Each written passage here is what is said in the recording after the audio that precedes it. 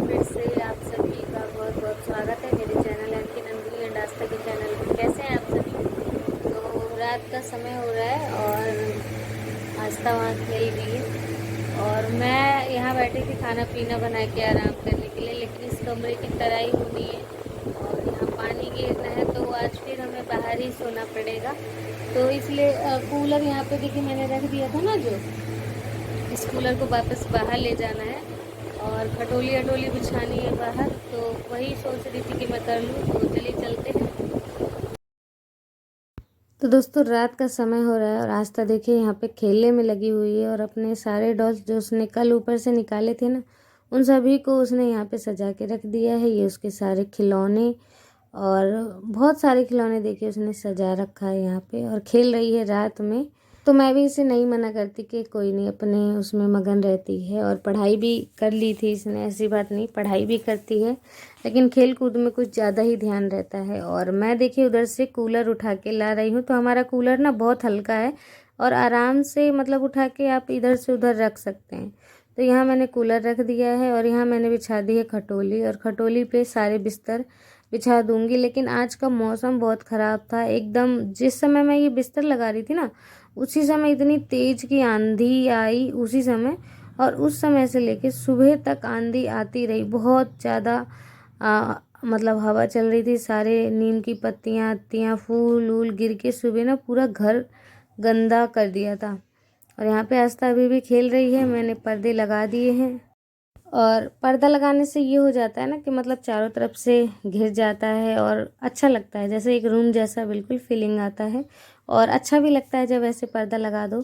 तो बिल्कुल मैंने उस तरफ से देखिए पर्दा लगा दिया है, कुछ ऐसा दिखाई दे रहा है। और यहाँ पे ये बैठ कर खेल रही है और ना कुछ तो 9 बज रहा था और अब हो गया दोस्तों सुबह का टाइम। और देखिए आंधी अभी भी चल रही है, मतलब अब थोड़ा स्लो हो गई है।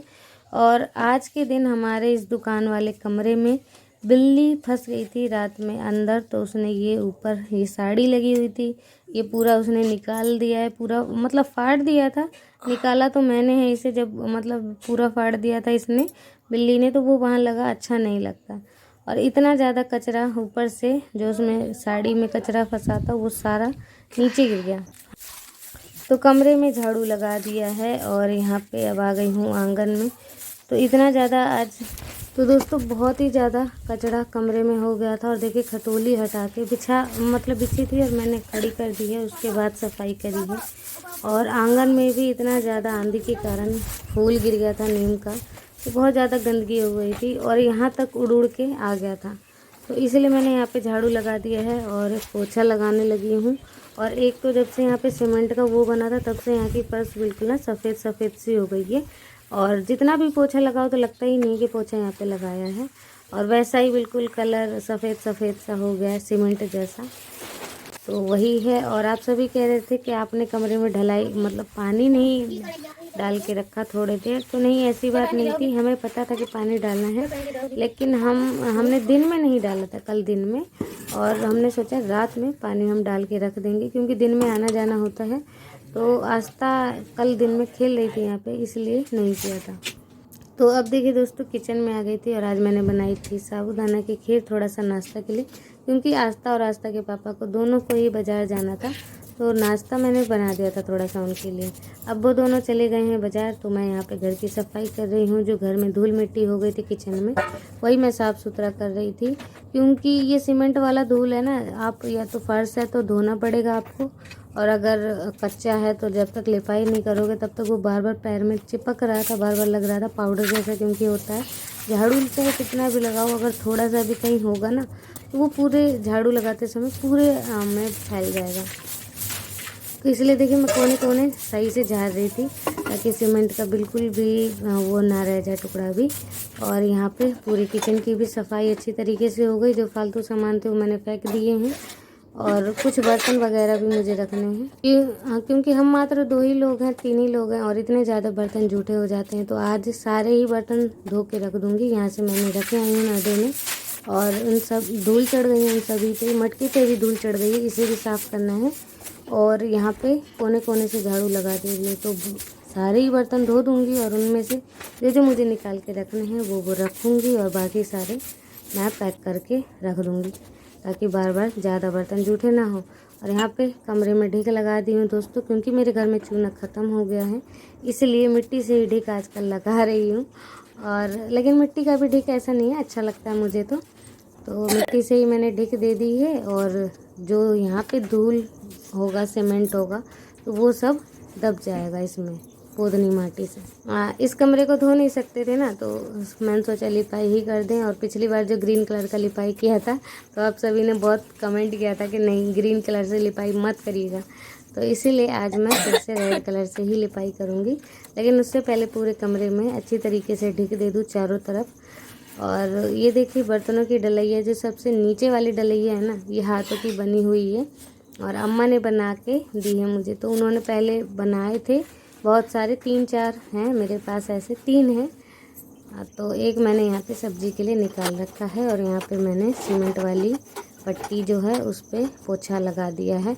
अब उसके बाद, क्योंकि जब आप सफाई कर रहे हैं ना, तो पूरा ही सफाई करें तो सही है। डिब्बे जहाँ जो भी यहाँ पे रखे हैं उन सभी को मैंने गीले कपड़े से पोंछ दिया था। तो बहुत सारे डिब्बे थे, इसलिए मैंने उसका ब्लॉग नहीं बनाया और सीधे सफाई से आप सभी को ब्लॉग दिखाया है। तो यहाँ पे लिपाई करने लगी हूँ लाल और गेरू मिला के। और वाकई में गेरू वाला जो होता है ना लिपाई, वो बहुत दिनों तक चल जाता है, क्योंकि ग्रीन वाला जो लिपाई था वो मतलब जल्दी जल्दी छूटने लगा था। लेकिन गेरू वाला लिपाई नहीं छूटता है जल्दी से। और ऐसे हाथों से गोबर में सीधे ही गेरू मिला के अगर लीपें पानी कम डाल के, तो कुछ ज़्यादा ही अच्छा लेपता है। अगर इसे बाल्टी में घोल के अगर हम लीपते हैं तो उतना अच्छा नहीं लीपता है, क्योंकि वो बिल्कुल पतला पतला सा होता है, इसीलिए। और ऐसे अगर आप लीपते हैं तो गाढ़ा गाढ़ा मोटा मोटा लेयर चढ़ जाता है उसके ऊपर, ज़मीन के ऊपर, और जिसकी वजह से ये ज़्यादा दिन तक चलता है। तो दोस्तों, अगर आप सभी को ब्लॉग पसंद आ रहा है तो प्लीज़ एक लाइक कर दीजिएगा और चैनल को सब्सक्राइब कर दीजिएगा जिन लोगों ने अभी तक चैनल को सब्सक्राइब नहीं किया है। और यहाँ से मैंने जितने भी बर्तन बाहर रख दिए थे, तो वो बर्तन थोड़े नहीं थे, बहुत ही ज़्यादा बर्तन थे। और थोड़े बर्तन तो पहले से ही रखे हुए थे नरदा में। तो उससे पहले यहाँ पे रात में एक बार तराई कर दी थी मैंने, खुद ही मैंने ही की थी। और अभी फिर से सुबह मुझे पानी भरना था, तो ये जो कलसिया का पानी 2 दिन का बासा था, वो मैं यहाँ पे डाल दे रही हूँ और इसकी तराई भी हो जा रही है।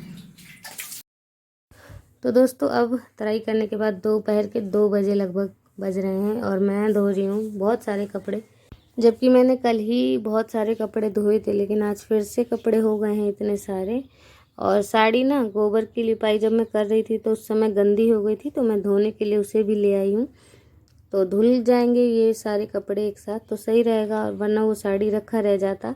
तो इसलिए मैंने यहाँ पे जो है ना कपड़े चेंज कर लिए थे। और साड़ी गंदी हो गई थी। अक्सर जब मैं लिपाई करती हूँ तो साड़ी मेरी गंदी हो जाती है, गोबर कहीं ना कहीं चिरन लग जाता है।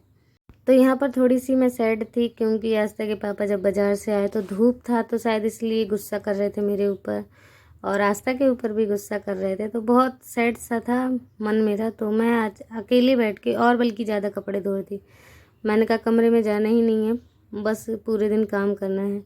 तो इसीलिए भी कपड़े ढूंढ ढांड के जो ये धुल भी गए थे ना, फिर से और निकाले और धोए मैंने कपड़े। मैंने कहा कि बात नहीं करनी है अभी, और मैं अपना काम भी मेरा हो जाएगा। तो मन उदास इसलिए हो जाता है ना कि आप पूरे दिन मेहनत भी कर रहे हो और फिर भी अगर आपकी फीलिंग कोई ना समझे, सिर्फ अपनी अपनी ही फीलिंग व्यक्त करता रहे, तो बुरा लगता है कभी कभी। तो यहाँ पे आस्था कब झाड़ू लगा रही है, थोड़ी सी हेल्प कभी कदाल वो भी करवा देती है। तो सारे कपड़े देखिए मैंने यहाँ पे धो दिए हैं। अब मैं इन सभी को यहीं बाथरूम में ही डाल दूँगी, क्योंकि मैंने यहीं रस्सी बना ली है। तो मैं यहीं पे सारे कपड़े डाल देती हूँ, और ये जो बाथरूम की पट्टी है इस पे भी कपड़े में डाल देती हूँ। तो आजकल चाहे आप छाया में भी डाल दें कपड़े तो भी सूख जाते हैं, और एक के ऊपर एक करके मैं डाल दे रही हूँ, क्योंकि ऐसे धूल मिट्टी भी कपड़ों में कम जाती है और सूख तो जाते ही हैं। एक दिन या फिर 24 घंटे का समय लेंगे और ये सारे ही सूख जाएंगे। तो इसके बाद ना दोस्तों, फिर से मैं पोछा ही लगाने चली गई थी, क्योंकि आजकल इतनी ज़्यादा आंधी चल रही है, सुबह भी इतना ज़्यादा धूल मिट्टी उड़ रही थी कि फिर से यहाँ पे गंदा हो गया था, फिर से एकदम धूल मिट्टी सा हो गया था। और आस्था के पापा से गुस्सा थी, तो मैंने कहा कि यहाँ पे पोछा भी लगा देती हूँ दोबारा से। तो वही दोबारा पोछा लगाने लगी हूँ। दोस्तों, ये शाम का समय हो चुका है और लगभग बज रहे हैं 4, और घर के सारे काम हो गए हैं। तो दुकान पे आराम से बैठी थी, क्योंकि आस्था के पापा बाज़ार से आके कहीं और चले गए हैं। तो मैं दुकान में बैठी थी आराम से, और यहीं बैठ के खटोली यहाँ पे बिछी है, तो यहीं पे बैठ के वीडियो एडिट कर रही थी। लेकिन आप सभी को किचन का नहीं दिखाया था मैंने दोस्तों आप सभी को किचन नहीं दिखाया कि आखिरकार कैसा लगा। और ये देखिए पूरा घर दोपहर तक साफ़ करा है मैंने, और किचन में अभी लगे हैं गेट। तो ये देखिए ये सारे बर्तन बिल्कुल साफ से धो के रख दिया है मैंने, और यहाँ पे अच्छे से पूरे किचन में लिपाई कर दी है रेड कलर से। जैसे कि आप सभी पसंद करते हैं तो रेड कलर से ही लिपाई कर दी हूँ। और अभी इतना तो सूखा भी नहीं है, वैसे थोड़ा थोड़ा गीला है जैसे कि।